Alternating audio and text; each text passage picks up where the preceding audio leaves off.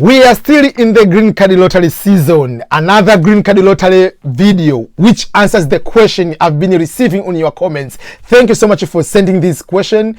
Many people have been putting the question, this one, so I'm going to respond to this question and make sure that you don't do a mistake or you understand what I mean.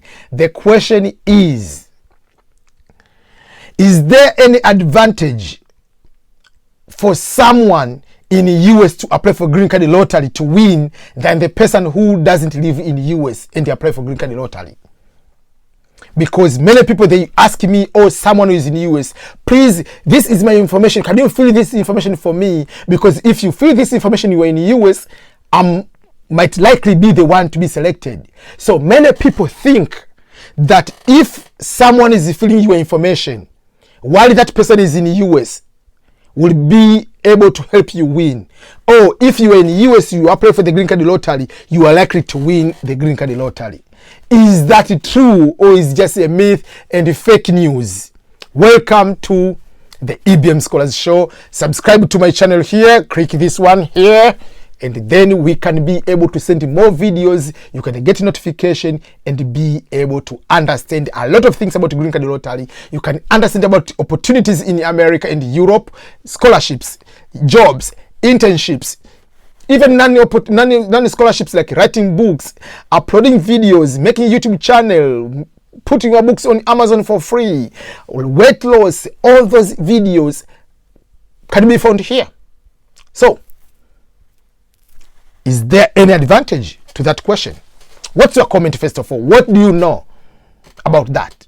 Do you also think that if I'm here in the US, if I fill your form, you are given higher priority than someone who fills the form is in maybe Namibia or someone is in Nepal?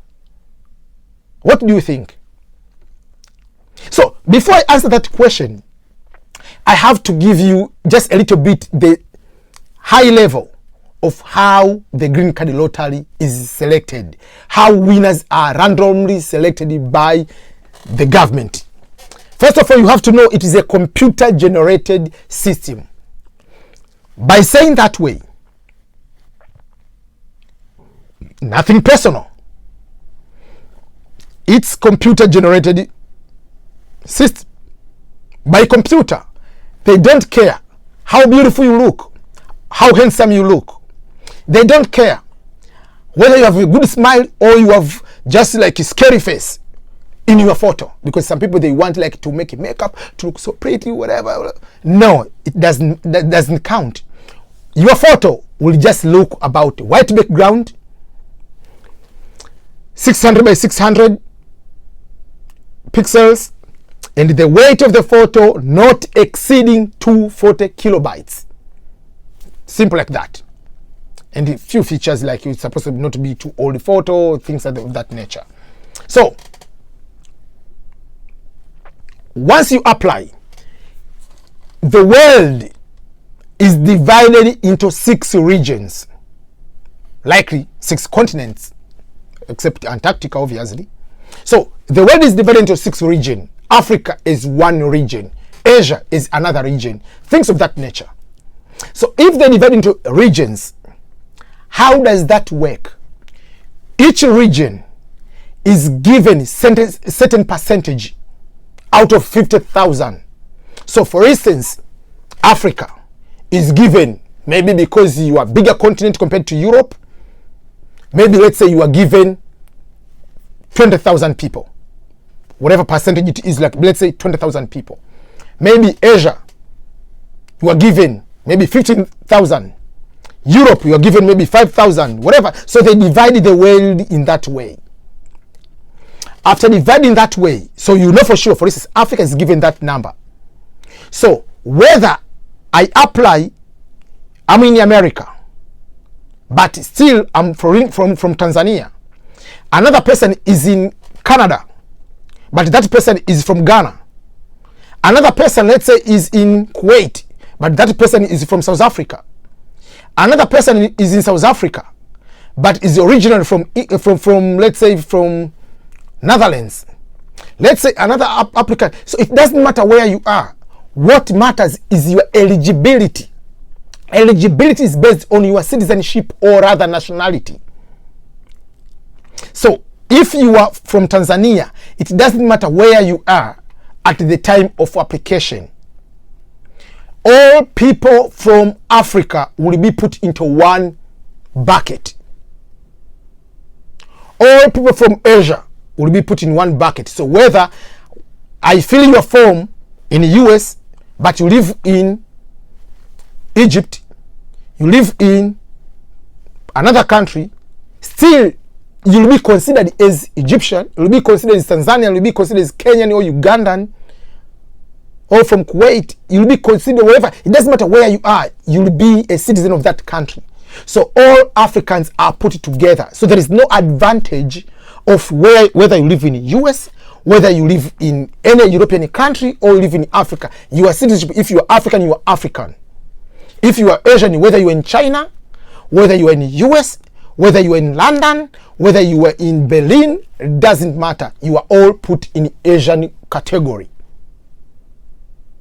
as your nationality. So once you are grouped together as Africa in one region, that pot we said, let's say we are going to take 20,000 people from that pot. So the computer is going to generate winners. But the condition is, no matter how many people applied in that region, obviously Africa and Asia, there are bigger regions with so many applicants. So let's say they're going to take 20,000 people from Africa. So if there are 15 million people from Africa, still they're taking 20,000. So you are competing with those chances you are given. And they put a restriction. I think one country cannot go more than 4,000 people at once. For instance, last year, there were 23 million people overall who applied for the lottery. In Ghana alone, the country of Ghana, 2.2 million people applied from Ghana. 1.8 million applied from Ethiopia. 1.2 million applied from South Sudan. So just 3 countries of Africa, 2.2, 1.8, that is 4 million, whatever, like 4 million or whatever. You add the 1.2 from South Sudan. So it was just like 5-6 million just from 3 countries. Then there are here and there 500,000, 800,000, whatever. You combine how many Africans applied for the lottery. But this the number will be reduced because of the passport requirement. So Africans, you are competing among Africans. Asian, you are competing among Asians. Latin America, you are competing among Latin Americans. So that's how it works. Europeans among Europeans. So in the end, it doesn't matter where you are. So whether you fill your form, whether you live in the US, whether you live in Canada, whether you live in Europe, whether you live in Africa, I live in Asia, your country of eligibility is the one determining which pot you are going to be. And by saying that way, I don't mean you stop giving this information to another person. Oh, if I don't give my friend this information, will be few Africans who are applying. No, don't do that. Each person has their different luck. So you might not win, but your friend can win and keep giving you some network. So share the information to another friend. You never know who is going to win. So for instance, from 2.2 million from Ghana alone, I think it was 3,600 won from Ghana. Some countries maybe 400, some others 1,000, 2,000. So depending. So those are the things you need to know. Like, don't just, you hear something on internet or from a friend, you just pressure. So it ends up people are getting scammed because, oh, if I ask a person from US, I can pay you. Someone I was from Sierra Leone, but he works in Kuwait. Oh, can you apply for me? I'll even pay you money. You are going to be scammed. Whether you fill in your form, I don't fill your form, it doesn't give you any chance. You will be considered the same from Africa. There is no any advantage for me to apply. Better you fill your form because you will be responsible. You will be able to make it, to avoid any mistakes. For me, if I fill your form, let's say I fill your form, there is a possibility of making a mistake. Maybe your name is Jennifer, I can put 1 N instead of 2 N. You never know. But you know your name better than any person else. So take responsibility. The form is very easy. Your name, date of birth, place of birth, marital status, level of education, your photo, passport number. Why do you need those information someone to fill for you? If you can't fill those simple information, how are you going to survive in the United States of America, the most complicated country on the planet? You need to be confident to do things on your own, to take responsibility and accountability if you win or lose. Those are the things you need to do from early on when you are applying for the green card lottery.